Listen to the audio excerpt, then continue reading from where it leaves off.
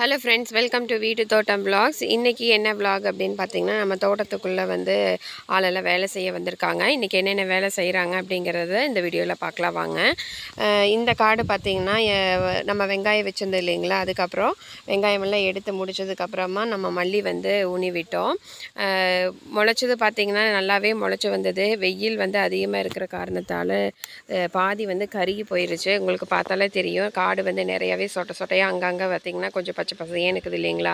இது வந்து அந்த தென்னை மரத்து நிழல் படுற இடத்துல எல்லாமே நல்லா முளைச்சிருந்தது. அந்த நிழல் இல்லாமல் அந்த வெயில் ரொம்ப அதிகமாக அடிக்கிற இடத்துல பார்த்திங்கன்னா முளைச்சி அப்படியே கருகி போயிடுச்சு, வெயில் வந்து அதிகமாக இருக்கிற காரணத்தால்.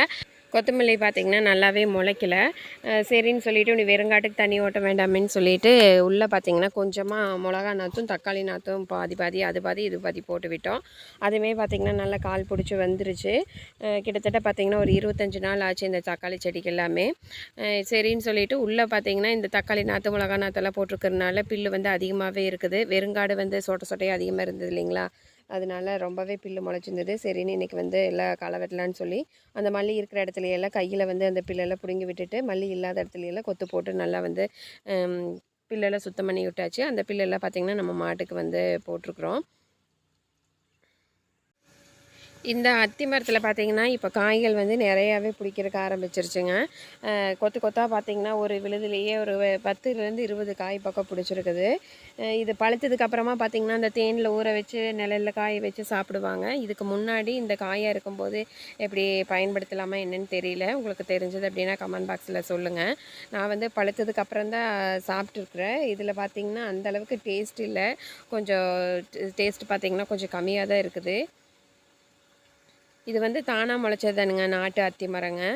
இது வந்து நிறைய முளைச்சிருக்குது. விதைகள் வந்து அந்த காக்காய் வந்து எல்லாம் சாப்பிட்டு நிறைய வந்து பரப்பி இருக்குது. அதனால காட்டுக்குள்ளேயே பார்த்திங்கன்னா நிறைய வந்து முளைச்சி கிடந்தது. ஃபஸ்ட்டு இது என்ன மரம்னே தெரியல. அப்புறம் பக்கத்தில் பார்த்திங்கன்னா சொன்னாங்க, இது வந்து அத்தி மரம் விட்டுரு, அந்த தானாக வந்துடும் அப்படின்னு சொல்லிட்டு. இன்றைக்கி பார்த்திங்கன்னா கிட்டத்தட்ட இந்த ஒரு வாரமாக பார்த்திங்கன்னா பில்லு எல்லாமே பிடுங்கிட்டுருக்குறோம். இன்றைக்கி ஒரு வழியாக முடிச்சிடும்னு நினைக்கிறேன். இந்த டைமில் பார்த்திங்கன்னா இப்போ ஆவணி முடிய போது, புரட்டாசியில் பார்த்திங்கன்னா இனி மல்லி வந்து நல்லா விற்கிங்க. ஏன்னா போட்ட மல்லி எல்லாமே இந்த மாதிரி பாதிக்கு பாதி தான் முளைச்சிருக்குது. அதனால் விலையும் பார்த்திங்கன்னா இந்த டைம் நல்லாவே இருக்குது. கிலோ பார்த்திங்கன்னா இப்போ 50 ரூபா வரைக்குமே போகுதுன்னு சொன்னாங்க. ஆனால் வெள்ளாமை பார்த்திங்கன்னா அந்த அளவுக்கு வரல. சரி இருக்கிறதையாவது கொஞ்சம் ஓரளவுக்கு நல்லபடியாக கொண்டு வரலான்னு சொல்லிட்டு பில்லெல்லாம் பிடுங்கி எல்லாம் சுத்தமாக உரமெல்லாம் கரைச்சிட்ருக்குறோங்க. உள்ளே போட்ட மிளகா நாற்றுமே பார்த்திங்கன்னா நல்லா கால் பிடிச்சி வளர ஆரம்பிச்சிருச்சு.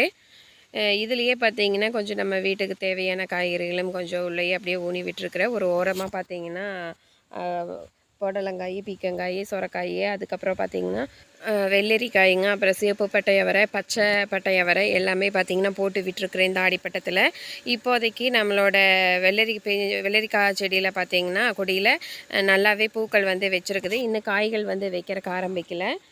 இப்போ தான் பெண் பூக்கள் வந்து அதிகமாகவே இருக்குதுங்க.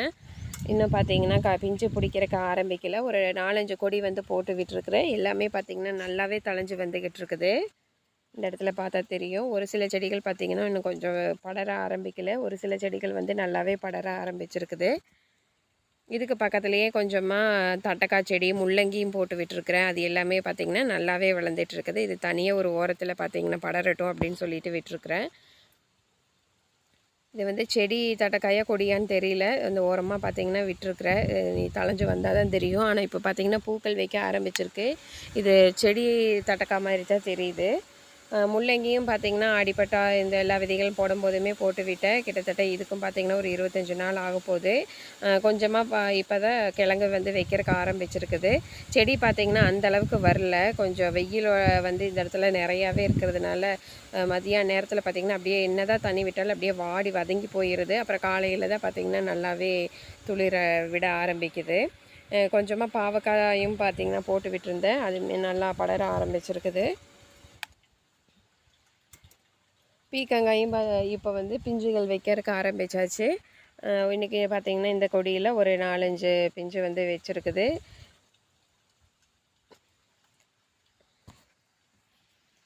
இந்த இடத்துல ஒரு 3 பீக்கங்காய் கொடி வந்து போட்டு விட்டுருக்கேன். 3மே நல்லாவே தழைஞ்சு வந்திருக்குது.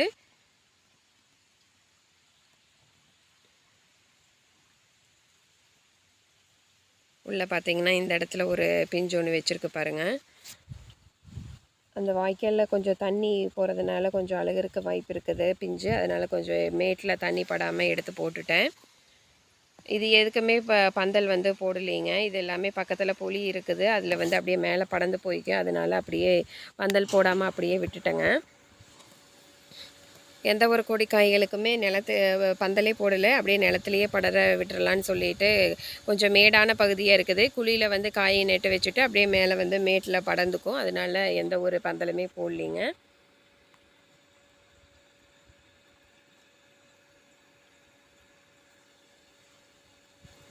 இந்த டைம் பார்த்திங்கன்னா வெயில் வந்து அதிகமாக இருக்குது. மழை வந்து அந்த அளவுக்கு பெரிய மழையெல்லாம் பெய்யவே இல்லை. அதனால் காய்கள் பிடிக்கிறதுக்குமே பார்த்திங்கன்னா கொஞ்சம் லேட் ஆகுது. புடலங்காய் பார்த்திங்கன்னா ரொம்பவே கொஞ்சம் நோய் தாக்கம் அதிகமாகவே இருக்குது. புடலங்காய் மட்டும் வரவே மாட்டேங்குதுங்க. இது வந்து நம்ம வீட்டு தோட்டத்தில் காய்ச்ச புடலங்காய் விதை தான். எடுத்து போட்டு வச்சா கொஞ்சம் புது விதையாக இருக்கிறதுனாலயா என்னென்னு தெரியல, நல்லாவே செடி வந்து படர ஆரம்பிக்கலை. அதுக்கு பக்கத்துலேயே நம்மளோட சொரக்காய் விதை வந்து எடுத்து வச்சுருந்தேன் இல்லைங்களா, அதையுமே போட்டு விட்டேன். அதுலேயுமே கொஞ்சம் நோய் தாக்கம் வந்து அதிகமாக தான் இருக்குது. இலையில பாருங்கள் இந்த மாதிரி ஓட்டை வந்து அதிகமாக இருக்குது. புதுசாக வர குருத்திகள் பார்த்திங்கன்னா ஓரளவுக்கு நல்லாவே வருது. அதனால் எதுவுமே பண்ணலை. சொரக்காய் கொடியும் ஒரு 4-5 கொடி போட்டு விட்டுருக்கேன். எல்லாமே நல்லா தழைஞ்சு வருது இப்போதைக்கு. அடுத்தது இது பார்த்திங்கன்னா பச்சை பட்டை அவரை, கொடி அவரைங்க. இதுவுமே ஒரு 4-5 கொடி போட்டிருக்கிறேன். 4மே பார்த்திங்கன்னா படர ஆரம்பிச்சிருக்கு இப்போ தான். இதுக்கு பக்கத்துலேயே சிவப்பு பட்டை அவரை நம்ம வீட்டு தோட்டத்தில் இருந்தது இல்லைங்களா, இது வந்து தோட்டத்துக்குள்ளே சரி கொஞ்சம் போட்டு விடலான்னு சொல்லிட்டு ஒரு 4 விதை தான் இந்த டைம் வந்து கிடச்சிது.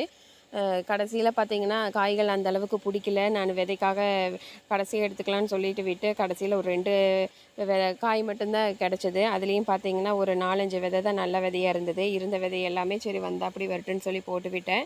ஒரு 3 விதை தான் பார்த்திங்கன்னா இப்போது முளைச்சிருக்குது. 3லேருந்து 4 விதை தான் அவரைக்காய் கொடியில் முளைச்சிருக்குது. படர ஆரம்பிச்சிருக்குது. இதெல்லாம் எப்படி வருது அப்படிங்கிறத பார்க்கலாம். இது வந்து இந்த இடத்துல நல்ல மேடாக இருக்குது இல்லைங்களா, அதனால் இது மேலே நல்லா படர்ந்து போய்க்குன்னு சொல்லிட்டு எந்த ஒரு கொடியுமே போடலிங்க. இது வந்து தானாக காட்டுக்குள்ளே அதே முளைச்சிருக்குதுங்க. இது வந்து கோவக்காய்ங்க. இதில் வந்து இது நீ எப்படி வரப்போகுதுன்னு தெரியல கொடியெல்லாம்.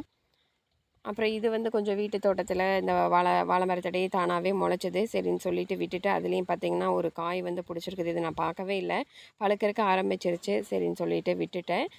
ஒரே ஒரு காய் தான் பிடிச்சிருந்தது. பிஞ்சு பார்த்திங்கன்னா இன்னொன்று இந்த இடத்துல பார்த்திங்கன்னா ஒன்று இருக்குது பாருங்கள். இது எப்படியே தானாக விளைந்து முளைச்சிருக்குது. குண்டு வெள்ளரிங்க. இந்த வெள்ளரிக்காய் வந்து பழுத்துருச்சு. அதனால் அப்படியே விதைக்காக விட்டாச்சு. சாயங்கால நேரத்துக்கு மேலே பார்த்திங்கன்னா கொஞ்சம் மோடறக்க ஆரம்பிச்சிருக்கு. அப்படியே மழை வர மாதிரி கிளைமேட் வந்து அப்படியே மாறிடுச்சுங்க. கொஞ்சம் கருக்கள் கட்ட ஆரம்பிச்சிருக்குது. இந்த வீடியோ இதோட முடியுதுங்க. இந்த வீடியோ பிடிச்சிருந்ததுன்னா நம்மளோட வீட்டு தோட்டம் விலாக்ஸ் சேனலை சப்ஸ்கிரைப் பண்ணி சப்போர்ட் பண்ணுங்கள். பாய்.